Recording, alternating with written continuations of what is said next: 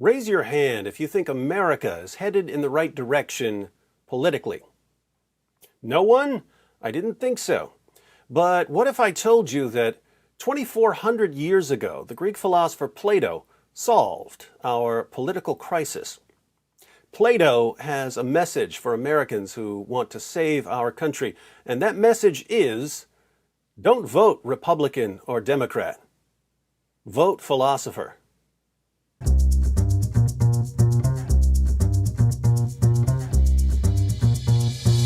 If you read Plato's dialogues, something interesting will happen over and over again. Plato, through his character Socrates, will point to some moral or political problem in society, and you'll realize that we have the exact same problem today. On certain issues, we've made shockingly little progress since the 4th century BC. So, Plato draws attention to a problem, and then he offers his solution. And his solution, with very few exceptions, will sound absolutely ridiculous and insane. As a rule, when Plato is telling you how to fix something, he comes across like a complete lunatic. So, people dismiss Plato's solution because it sounds absurd. But, if we would just pause and think about the point he's making, we would see that Plato is actually pointing us in the right direction and that he sees something that most people today have missed entirely. Take Plato's Republic. The Republic is the world's first great work in political philosophy, and more than 2 millennia later, it's still the most influential. Plato's official task in the Republic is to answer the questions, what is justice, and why is it always better to be just rather than unjust, even if you could get away with being unjust? But along the way, he discusses the soul, education, medical ethics, censorship, and all kinds of other topics, almost always proposing solutions that seem really, really strange. One of Plato's strangest proposals, especially to philosophers, is that philosophers should be kings. Plato says, again, through his character Socrates, until philosophers rule as kings in cities, or those who are now called kings and leading men genuinely and adequately philosophize, that is, until political power and philosophy entirely coincide, while the many natures who at present pursue either one exclusively are forcibly prevented from doing so, cities will have no rest from evils, Glaucon, nor, I think, will the human race. So, right now, as back then, there's political power over here, and there's philosophy over here. Plato says that until political power and philosophy coincide, the human race will have no rest from evils. How do you get political power to coincide with philosophy? Either philosophers have to become kings, or kings have to become philosophers. Now, I have 2 master's degrees and a PhD in philosophy, and I've never met a philosopher who thinks that this is a good idea. A lot of philosophers can barely turn their computers on. I know I can't. Why would we think that they're capable of running a government? By the way, Plato's suggestion would have sounded at least as ridiculous in ancient Greece as it does now. Philosophers had a reputation for being people with their heads in the clouds, totally useless for everyday life. But if you suppress the gag reflex when you hear Plato's suggestion, and you spend a few minutes figuring out why Plato said that philosophers should be kings, you might realize that Plato had a point.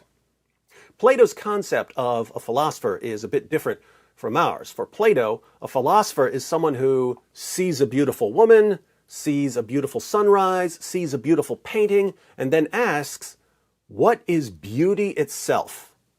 A philosopher becomes obsessed with the idea, not of particular beautiful things, but of beauty itself. And he focuses on understanding beauty itself until he knows what beauty is. And then he understands why beautiful things are all beautiful. The philosopher does the same thing with goodness and justice and so on. He sees examples of justice and injustice, but he fixates on justice itself until he understands the nature of justice. Once he understands the nature of justice, he understands why certain states of affairs are just or unjust. Plato knows that people who walk around trying to understand beauty itself, goodness itself, justice itself, will probably be pretty terrible at politics because they won't care much about politics and because they have no experience with politics. So he thinks that philosophers need to be forced to enter the world of politics. They won't be interested. You have to make them do it. You have to make them apply their understanding of beauty and goodness and justice to politics. Most philosophers today would not agree with Plato's concept of a philosopher. But as I've said, if you hear Plato out, he's on to something here.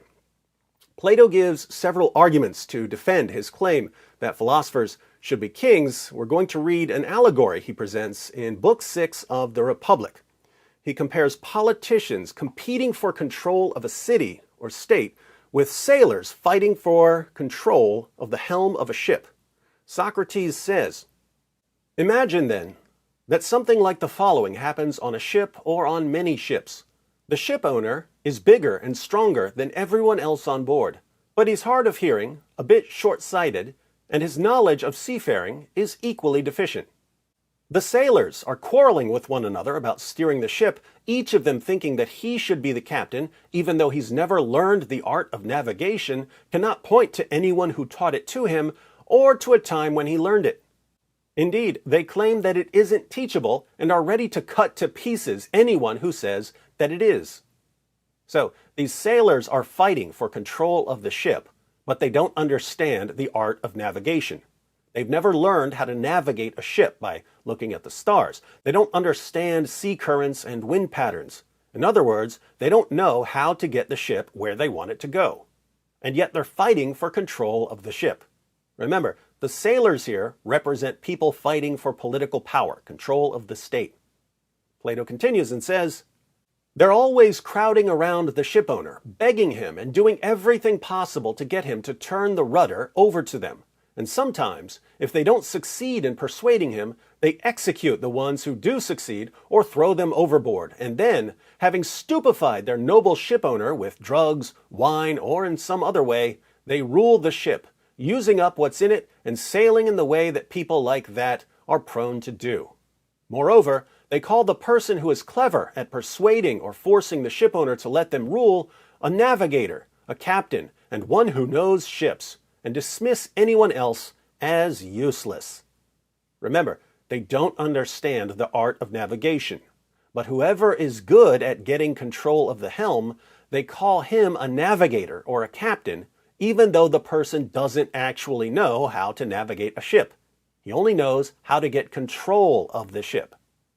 They don't understand that a true captain must pay attention to the seasons of the year, the sky, the stars, the winds, and all that pertains to his craft if he's really to be the ruler of a ship. And they don't believe there is any craft that would enable him to determine how he should steer the ship, whether the others want him to or not, or any possibility of mastering this alleged craft or of practicing it at the same time as the craft of navigation. Don't you think that the true captain will be called a real stargazer, a babbler, and a good-for-nothing by those who sail in ships governed in that way, in which such things happen? Notice, the true captain is someone who's been trained in the art of navigation. He knows how to read the stars and the winds and the tides to get the ship where it's supposed to go. But someone like that will be busy looking at the stars or looking at the wind patterns. He probably won't be busy fighting for control of the ship. And since he isn't fighting for control of the ship, the rest of the sailors call him useless. So, the one person who could actually navigate the ship doesn't have control of the ship. Who has control of the ship? People who are good at fighting, but terrible at navigating. What's the main qualification for getting political power in the US? The main qualification is the ability to convince people to vote for you. Is the ability to get people to vote for you the same as the ability to be a good leader? No, they're two different abilities. Someone who's great at lying and manipulation will have the ability to convince people to vote for him. But being a great liar and a great manipulator doesn't mean that he'll be a good leader. Plato's view is that the people who could be the best leaders may never have any political power because they might be repulsed by politics. The people who could be the best leaders might look at what goes on in politics and say, I don't want to have anything to do with that ever. Making ads to make my opponent seem as evil as possible, making promises that we'll never be able to keep because that's the only way to get people to vote for you? Not interested. But that's what it takes to win, so I'm not going to win. Now, even with all of that said, it's still silly to say that we should make philosophers kings. Feel free to try, but it won't end well. Plato tried in real life. It did not end well. But what's more important here is an underlying point that runs throughout Plato's discussion. Think about this. If you're on a ship, is there a place where the ship should be heading? Is there a correct destination, or is the ship just sailing around randomly? If there is a destination, how do you get there? Is there a correct way to get there? If there is a correct destination, and there is a correct way to get there, then it's very, very important for the sailors to understand that. The sailors need to understand where they're going and how to get there. If they don't, then all that's left is fighting for control of the ship.